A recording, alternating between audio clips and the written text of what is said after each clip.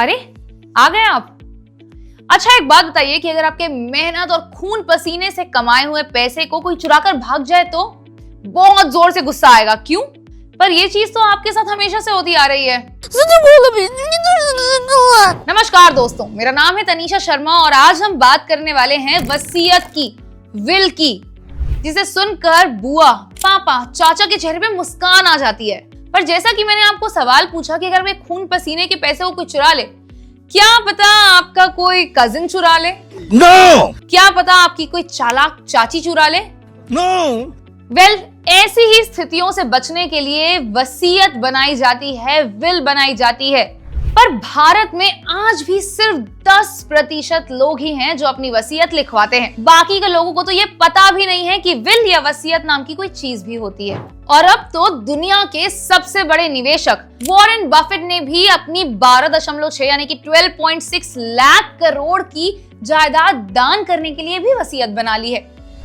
पर हमारे देश में आज भी वसीयत को लेके जरा सी भी जागरूकता नहीं है। तो चलिए सबसे पहले मैं उन लोगों के लिए ये बता दूं कि वसीयत होती क्या है जिन्हें ये नहीं पता है। तो विल यानी कि वसीयत एक ऐसी कानूनी दस्तावेज है जिसमें व्यक्ति अपने मृत्यु के बाद अपनी जमीन, अपनी जायदाद, अपनी कमाई हुई पूंजी किसके नाम करना चाहता है वो लिखता है।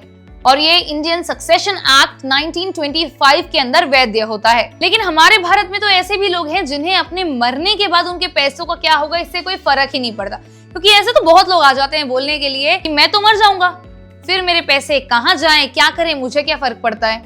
फर्क पड़ता है। चलिए ये भी बताती हूँ कि वसीयत बनाना क्यों जरूरी है। तो सबसे पहले परिवार में होने वाले झगड़ों से बचने के लिए।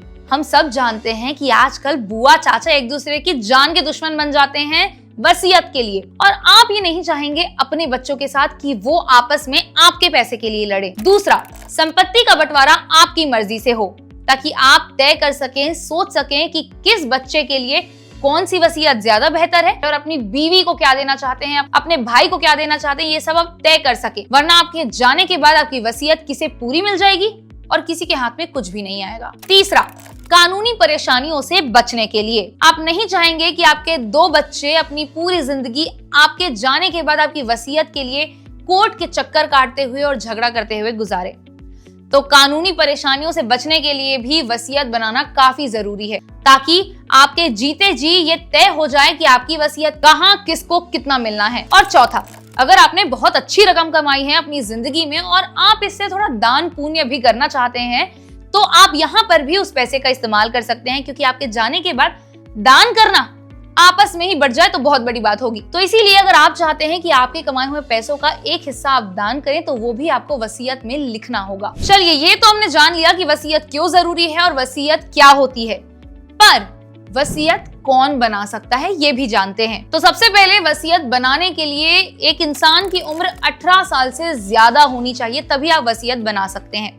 दूसरा, जो इंसान अपनी वसीयत बना रहा है उसका मानसिक संतुलन होना बहुत ही ज्यादा आवश्यक है। तीसरा, जब भी आप वसीयत बना रहे हैं और आप उस पे हस्ताक्षर कर रहे हैं, उस समय 2 लोगों की मौजूदगी गवाह के तौर पर जरूरी है।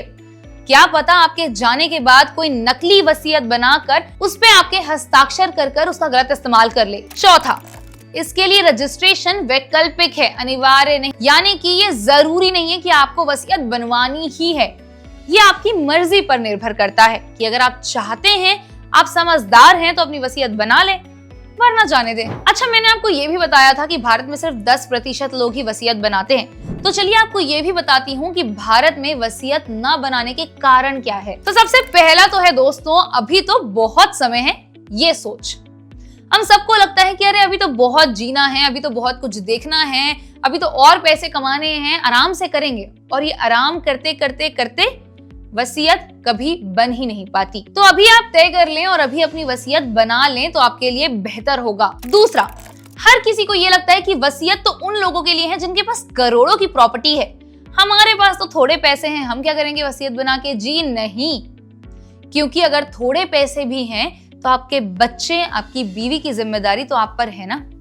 भले ही पैसे कम हो, पर उसका बंटवारा तो आगे चलकर होगा, और बंटवारा किसी लड़ाई झगड़े में तब्दील होकर कोर्ट कचहरी तक पहुंचे, उससे बेहतर है आप अपनी वसीयत बनाकर उस थोड़े पैसे को ही अपनी सूझबूझ के अनुसार बांट दें। तीसरा, जानकारी की कमी। आज तक भारत में बहुत सारे लोगों को ये पता ही नहीं है कि वसीयत बनाई जाती है, कि वो कानूनी तौर पर वसीयत बनाकर अपने पैसे कहां किसे कितना देना है वो तय कर सकते हैं। और चौथा, मृत्यु को लेकर असहजता। बहुत सारे लोग भारत में मृत्यु के बारे में बात ही नहीं करना चाहते।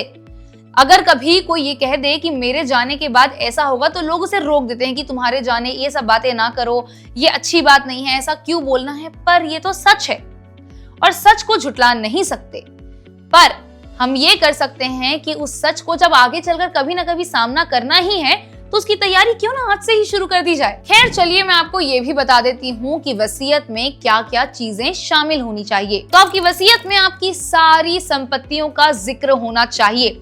आपने क्या जमीन खरीदी है, आपके पास कितने पैसे हैं, कौन सी प्रॉपर्टी है, आपके म्यूचुअल फंड्स के बारे में, आपके शेयर्स के बारे में, आपने कितना सोना चांदी खरीदा है उसके बारे में, आपके पीपीएफ के बारे में, आपके बीमा के बारे में, इंश्योरेंस के बारे में, आपके पास कौन सी गाड़ी है उसके बारे में। यानी कि कुल मिलाकर हर वो चीज जो आपके द्वारा खरीदी गई हो या आपके पास हो, आपके नाम पर हो, वो सारी चीजें उस वसीयत में होनी चाहिए। और वसीयत में ये बहुत जरूरी है कि आप साफ साफ तौर पर लिखें कि किसको क्या और कितना मिलेगा। और अगर आप पर कोई कर्ज है तो उसकी जानकारी भी आपको साफ साफ उस वसीयत पर लिखनी है, ताकि आपकी आगे वाली पीढ़ी के लिए ये आसान हो। अच्छा, ये सारी बातें सुनकर अगर आपका मन हो चुका है कि हाँ यार, वसीयत बनाने का आइडिया तो अच्छा है, तो मैं आपको ये भी बता दूं कि वसीयत आखिर बनाते कैसे हैं। तो सबसे पहले तो आप किसी वकील की सहायता लें, वो आपके लिए काफी बेहतर होगा। उसके बाद एग्जीक्यूटर तय करें, जो कि आपकी वसीयत को लागू करने वाला व्यक्ति होता है। उसके बाद जैसे कि मैंने आपको पहले बताया है कि जब भी आप हस्ताक्षर करें उस वसीयत पर, तो 2 लोगों की मौजूदगी गवाह के तौर पर काफी जरूरी है। और अगर आप चाहें तो रजिस्ट्री ऑफिस में जाकर अपनी वसीयत को रजिस्टर भी करवा सकते हैं। वसीयत बनाना अनिवार्य नहीं है, लेकिन ये अपनी खुद की सूझबूझ की बात होती है कि आप क्या चाहते हैं कि आपके जाने के बाद आपकी कमाई का किस तरीके से उपयोग किया जाए। दूसरा, अपनी वसीयत को किसी भी सुरक्षा स्थान पर रखें। अगर आपकी वसीयत बन गई है तो उसे कहीं भी ना छोड़ें, वो आपके लिए बहुत महत्वपूर्ण है। उसका किसी भी गलत हाथों में पड़ना आपके लिए नुकसानदायी हो सकता है। तो बेहतर होगा कि आप उस वसीयत को अपने तक रखें और किसी सुरक्षित स्थान पर रखें। और साथ ही आप आगे चलकर जिसे वसीयत देने वाले हैं, चाहे आपकी बीवी हो, आपके बच्चे हो, वो आपके गवाह नहीं हो सकते हस्ताक्षर के दौरान। अगर ऐसा होता है तो आपकी वसीयत अमान्य कहला दी जाएगी। और सबसे बड़ी बात, आप अपनी वसीयत को कभी भी बदल सकते हैं। अगर आप चाहें तो अपनी पुरानी वसीयत को अनिवार्य ठहराकर नई वसीयत भी बना सकते हैं। खैर, वसीयत के बारे में तो मैंने आपको सारी जानकारी दे दी है, पर मैं एक बात और कहूंगी कि जब तक आप जीवित हैं तब तक आपकी संपत्ति पर आपका नियंत्रण है, पर आपकी मृत्यु के बाद आपकी संपत्ति का जो आपने कितनी ही मेहनत से कमाई हो, उसे किसी भी तरीके से कोई भी इस्तेमाल कर सकता है। तो बेहतर होगा कि अपनी मेहनत को जाया ना जाने दें और खुद चुनें कि आप किस तरीके से उस वसीयत का इस्तेमाल आगे चलकर चाहते हैं। तो वैसे तो वसीयत के बारे में मैंने आपको सारी जानकारी दे दी है और आज के लिए बस इतना ही। पर 1 मिनट रुकिए, अगर आप वसीयत बनाना चाहते हैं तो उसके लिए आपको पैसे कमाने पड़ेंगे और संपत्ति बनानी पड़ेगी। और संपत्ति बनाने के लिए बिजनेस करने से अच्छा और बेहतर उपाय क्या हो सकता है। पर आप बिजनेस शुरू कैसे करेंगे? अरे फिक्र मत करिए, इसके लिए आप डाउनलोड कर सकते हैं बॉस वाला ऐप, जहां आप सीख सकते हैं बिजनेस से जुड़ी सारी जानकारियां। बिजनेस कैसे शुरू करना है, मार्केट कैसे करना है, पैसे कैसे कमाने हैं, कैसे रजिस्टर करना है खुद को, कैसे गवर्नमेंट लोन का इस्तेमाल कर सकते हैं अपने बिजनेस के लिए, वो भी ये सारी जानकारियां आप ले सकते हैं सक्सेसफुल बिजनेस ओनर से, जो अनुभवी हैं बिजनेस को लेकर। उनसे आप डायरेक्ट वीडियो कॉल के जरिए या वीडियो कोर्सेज के जरिए सब कुछ सीख सकते हैं। तो अभी डाउनलोड करें बॉस वाला, और मैं आपसे ऐसी जानकारियों के साथ फिर मिलूंगी। बॉस वाला, बी द बॉस।